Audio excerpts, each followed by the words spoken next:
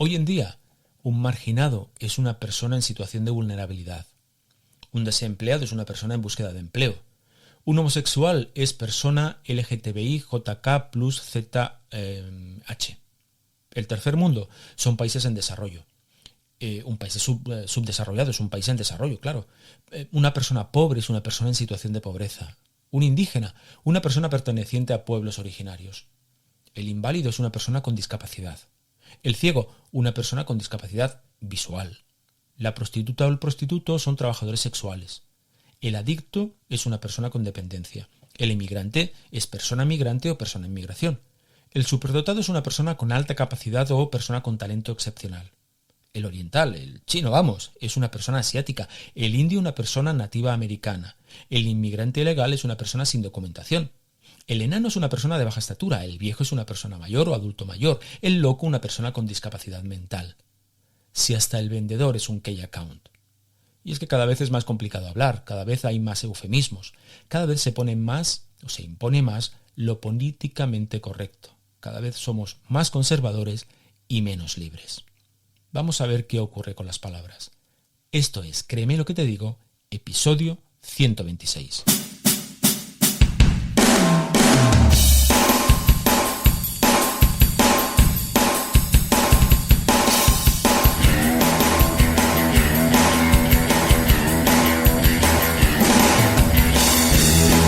Bienvenido a Créeme lo que te digo, el podcast dedicado al mundo de la persuasión en el que te explico todo lo que tienes que saber para influir, convencer e inclinar opiniones a tu favor.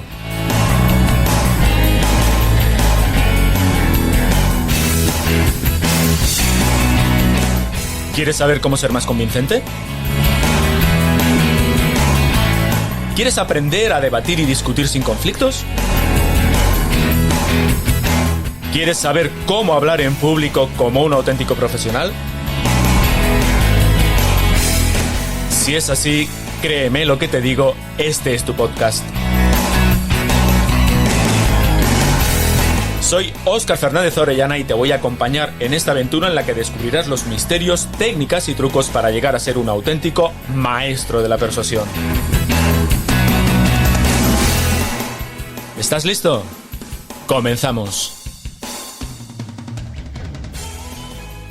¿Qué tal estás? Te doy la bienvenida al capítulo 126 de Créeme lo que te digo, el podcast en el que tratamos todas aquellas cuestiones relativas al mundo de la persuasión, el hablar en público y en general, ya lo sabes, las habilidades comunicativas necesarias para influir e impactar en los demás. Antes de nada, primero de todo y lo más importante, de largo, este episodio está dedicado a mi sobrina Maya. Maya tiene 6 años, escucha este podcast todas las semanas y luego me escribe cartas para contármelo. Se lo pone, lo escucha 5 minutitos y se duerme. No se me ocurre mayor utilidad para este podcast que ayudar a que mi sobrina duerma feliz. Maya, cariño, cuando quieras, ya puedes cerrar los ojos y dormir. Felices sueños, cariño, te quiero. Y ahora voy al grano, y comienzo fuerte. Las palabras no solo sirven para nombrar hechos y experiencias, también las crea. Las palabras raramente son neutras y como las pistolas las puede cargar el diablo. Por ejemplo, fíjate, si te digo que pienses en una casa, en tu mente construirás una imagen determinada, la que sea, la tuya. Pero si te digo que pienses en un hogar, es muy probable que la imagen ahora sea distinta, ¿verdad?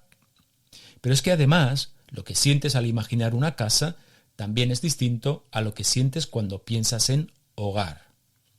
Todo eso significa que las palabras tienen un poderoso efecto para condicionar lo que pensamos, pero también lo que sentimos. Es decir, al final, nuestras experiencias no son lo que nos afecta. Lo que nos afecta es el nombre que le damos a las experiencias, lo que significan para nosotros y lo que sentimos a partir de lo que significan. Y eso es importante, eso tiene una derivada importante. ¿Por qué? Pues porque las palabras son una herramienta poderosísima para, digamos, manipular a las personas. Y como eso es así, y vivimos en un mundo cada vez más pacato y ultraconservador, en el que cada vez es más complicado hablar con naturalidad y diferenciar entre la realidad y la mentira, he pensado que sería una buena idea dedicar este episodio a cómo el nombre que le damos a las cosas influye increíblemente en la manera como nos relacionamos con ella. En definitiva, que me enrollo, que quiero explicarte cómo las palabras condicionan inconscientemente la manera como percibimos, sentimos y reaccionamos ante los hechos y ante las experiencias. Y precisamente cómo eso, cómo las palabras nos condicionan, cómo ese hecho es utilizado por algunas personas para manipular a la opinión pública y de paso convertirnos a todos en seres puliditos, políticamente correctos, normativos y sumamente conservadores. Pero comencemos por el principio. Venga, decía Cicerón que las personas discutimos por una de estas tres cosas. Discutimos por si un hecho se ha producido o no se ha producido. Discutimos por el nombre que le damos a un hecho. Y discutimos por si ese hecho es bueno o no. Por ejemplo, vamos a poner, como siempre, ejemplos sencillos para que se entienda fácil. Podemos discutir sobre si en la jugada del partido de ayer, el partido de fútbol de ayer, hubo mano dentro del área o no la hubo. Es decir, sobre si se ha dado el hecho o no se ha dado el hecho. Eso sería discutir sobre el motivo número 1. Vamos a llegar a la conclusión, vamos a suponer que efectivamente hemos llegado a la conclusión de que ha habido mano. Ahora la cuestión es, ¿fue penalti o no? Es decir, ¿esa mano es penalti o no es penalti? Eso sería discutir por el motivo número 2, por el nombre que le damos al hecho. Ahora imagínate que hemos decidido que efectivamente fue penalti. Pues ahora podríamos discutir si ese hecho fue bueno o no para uno de los equipos, cosa que sería absurda porque para el equipo al que le han pitado el penalti sería positivo y para el otro sería negativo. Por cierto, es decir, esas son las tres cuestiones por las cuales podemos discutir según planteaba Cicerón. Y te decía que, por cierto, saber o decidir cuál es el tema de discusión y no salirse de él hasta que no esté resuelto es fundamental para poder conseguir persuadir a otras personas, porque si no, lo que puede pasar es que acabemos discutiendo acerca de un tema diferente o distinto al que nos interesa. Así que, ¿cómo persuadir a una persona de que un hecho ocurrió puede ser más o menos sencillo? Puede ser que eso sea casi obvio, como en el caso de si el balón le ha dado en la mano o no le ha dado en la mano, pero puede que eso no te baste para convencer a nadie de tu propuesta. A veces es mucho más importante conseguir que el nombre que le das a ese hecho triunfe y sea el que los demás aceptan.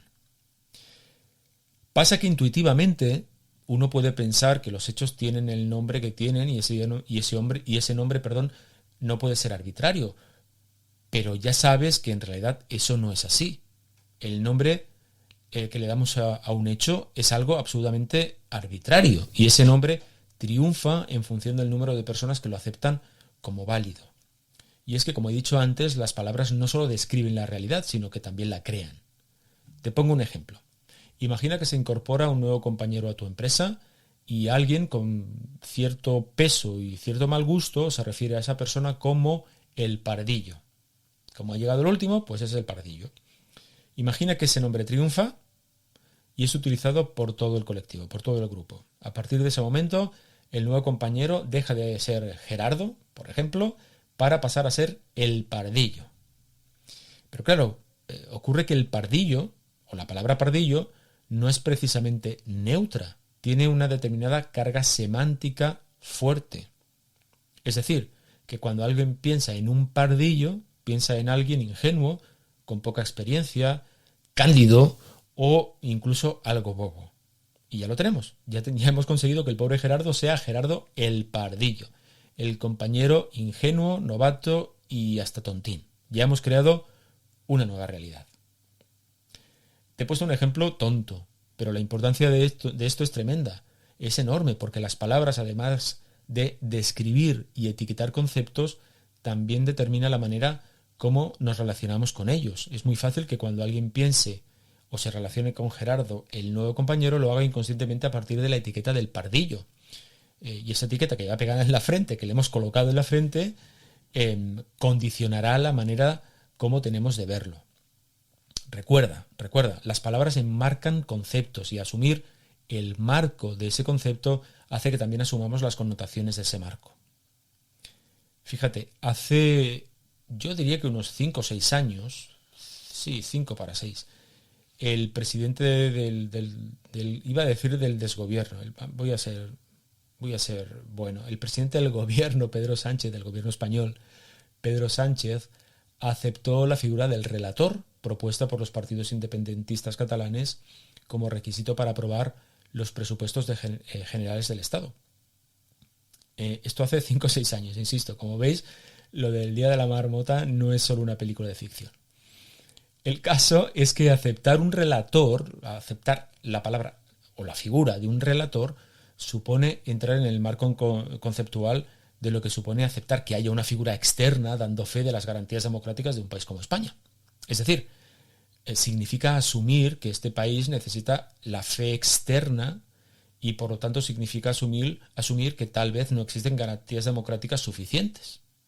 Así que el presidente de un gobierno como el de España asuma la figura de un relator y por tanto de lo que eso significa, hombre, así a priori no parece muy razonable. Sería asumir que este país no cuenta con las garantías democráticas necesarias y que por tanto necesita un externo que lo garantice.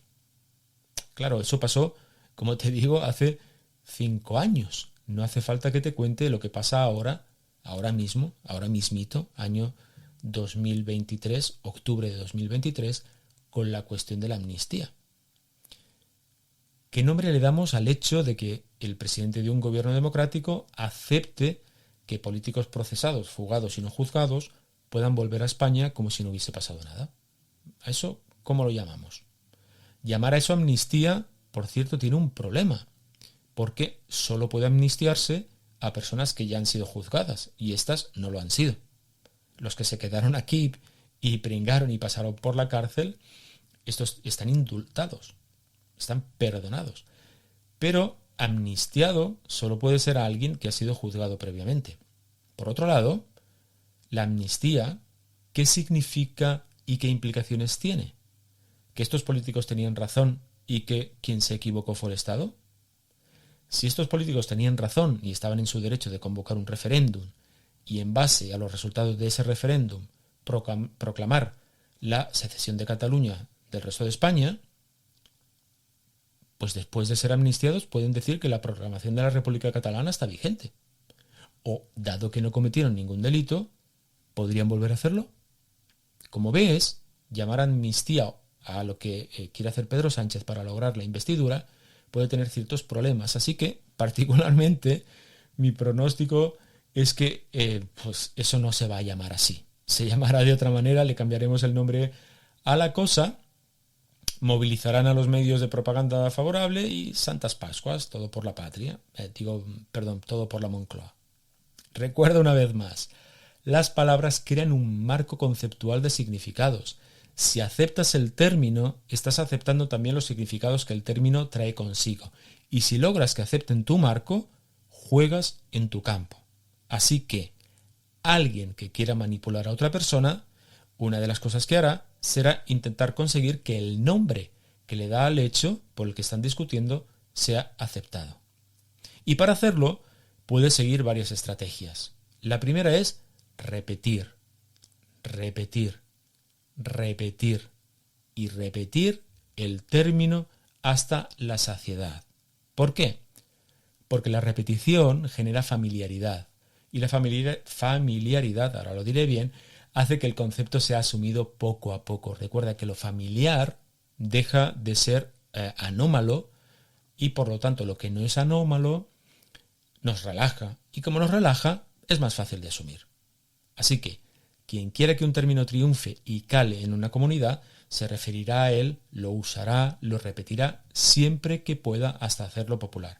Y hay muchísimos ejemplos de eso, pero uno de los más evidentes es ver cómo los políticos de cualquier partido repiten exactamente las mismas consignas cuando quieren colocar un mensaje, cuando quieren que un mensaje cale en la opinión pública. Y por cierto, no solo repiten el mensaje los políticos, sino también los medios de comunicación afines y claro está, las hordas de las redes sociales controladas por esos partidos, incluso los bots que precisamente se crean y se dedican para inundar las redes con esas mismas consignas, por inundarlas, tal cual.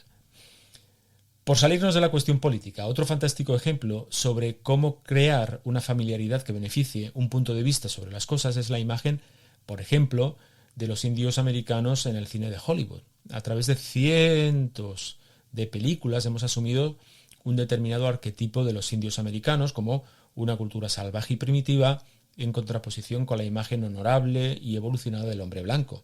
Y ahí John Ford y John Wayne, o como decía mi abuelo John Wayne, tienen mucha culpa.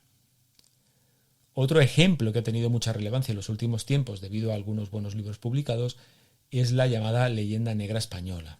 La leyenda negra española tiene que ver con el relato desfavorable que sobre España construyeron a lo largo de los siglos países tradicionalmente enemigos como Inglaterra, Francia, Países Bajos o Italia.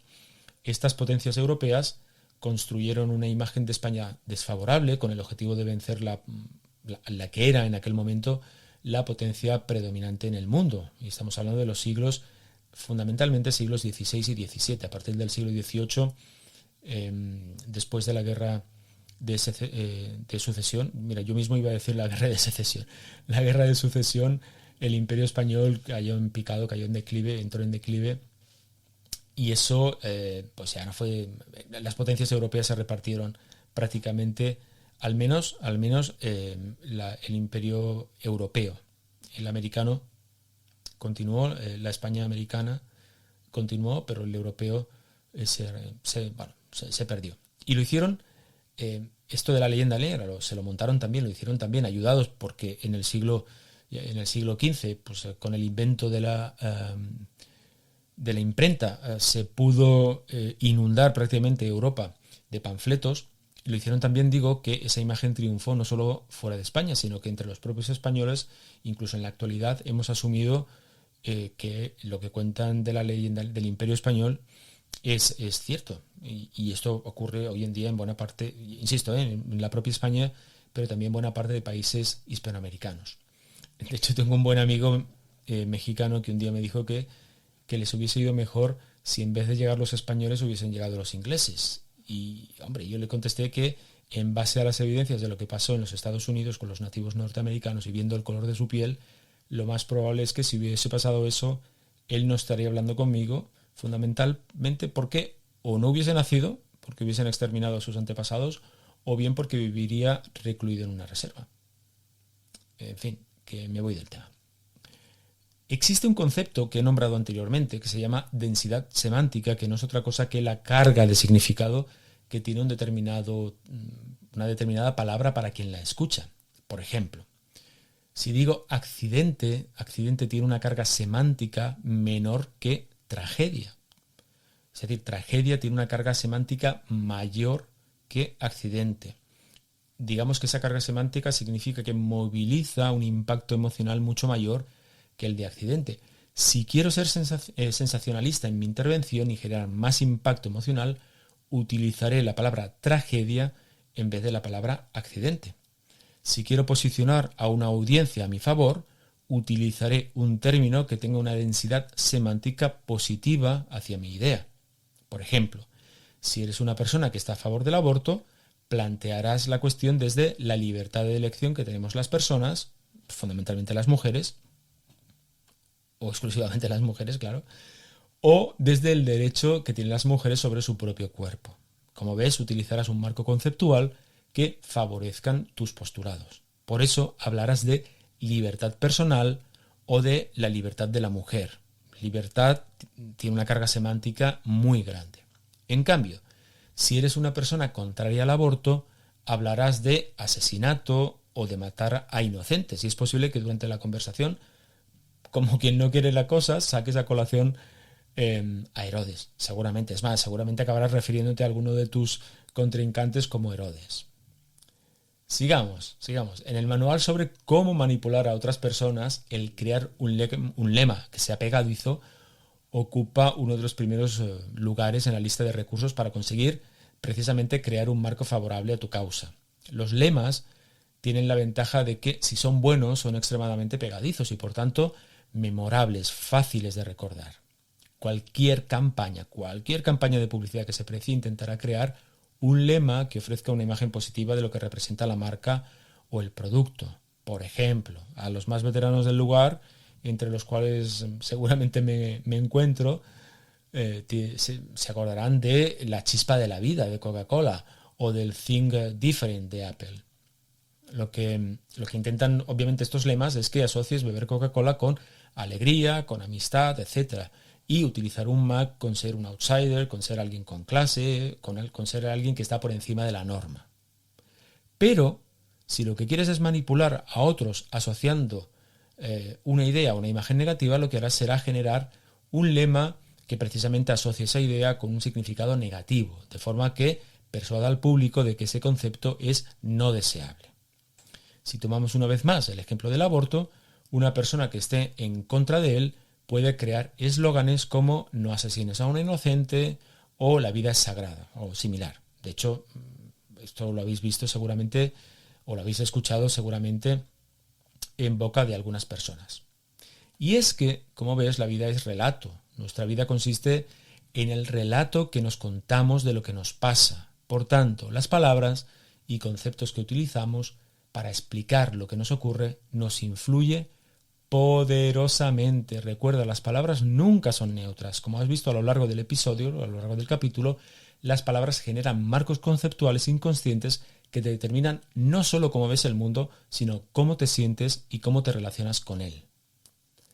Estate muy atento a las palabras que más escuchas. Analízalas, date cuenta del marco conceptual que proponen y decide entonces si quieres aceptarlo o no. Recuerda que nos manipulan generando marcos conceptuales favorables a sus intereses y las técnicas de persuasión para ellos son numerosas. Mira, yo no soy nadie para decirte lo que tienes que hacer, nunca lo he hecho, pero yo desconfío y me rebelo en contra de los mundos políticamente correctos como el que vivimos. Desconfío de ellos porque lo que intenta es imponer un marco conceptual y eliminar formas alternativas de ver las cosas, y la prueba la tienes en que cada vez más personas optan por callar y no expresar sus opiniones por miedo a las hostias que les pueden caer por todos los lados. Si te callas, vencen. Yo te aseguro que yo no soy nada paranoico, no creo en conspiraciones ni nada por el estilo, pero es obvio para mí que cada vez cuesta más expresar públicamente opiniones en contra de lo establecido, sin que te llamen esto o lo otro. Y recuerda, si te callas, vencen. Aprender a argumentar, aprender retórica, aprender a usar las palabras, aprender cómo funciona la persuasión te hace más libre, porque te permite descubrir las manipulaciones, contrarrestarlas y defenderte de esas técnicas de persuasión que no te convienen. Por eso, si quieres aprender más todavía, vente a mi newsletter, suscríbete, porque allí te explico muchas más técnicas y muchas más formas de defenderte. Cada día que pasa sin que estés, técnica que te pierdes. interaccionhumana.es/suscríbete. Lo repito, interaccionhumana.es/suscríbete. Allí, una técnica, un recurso, una estrategia para persuadir más y defenderte mejor. Y si no estás, te lo pierdes. Nos vamos. Hasta aquí el capítulo 126 de Créeme lo que te digo. Nos acercamos al episodio 130 y pronto al 150. Descubre lo que pasa en este canal dentro de 15 días, o al menos eso espero, esa es mi intención. Hasta entonces, como siempre, sé convincentemente feliz. Hasta luego, persuasores.